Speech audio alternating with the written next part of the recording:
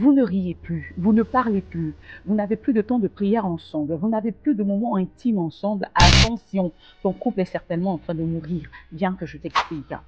Alors, aujourd'hui, on est pris dans plusieurs choses. On court matin, midi, soir.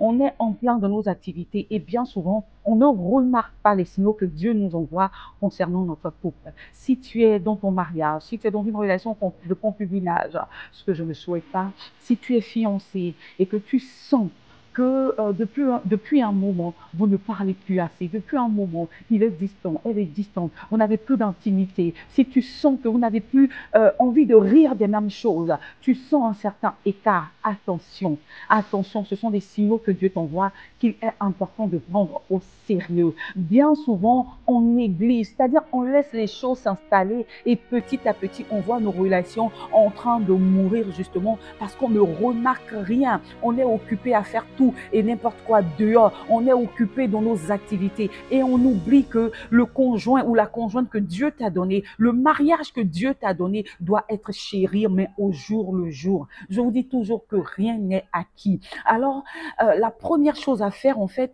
est de d'abord remarquer et de faire attention, de prendre conscience qu'il y a problème. Parce qu'on ne peut pas régler un problème si on n'est pas conscient de l'existence de ce problème-là. Alors aujourd'hui, l'exercice que je t'invite à faire, c'est de faire un mea culpa, c'est de regarder véritablement, c'est de percer véritablement l'atmosphère de ton couple et te poser la question de savoir est-ce que tout va bien? Et si tu remarques qu'il y a un écart, qu'il y a une distance, je t'en supplie, prends le devant des choses, parle à ton conjoint, asseyez-vous discuter pour la pleine forme de votre relation. Je vous aime et Jésus encore plus. Merci de vous abonner.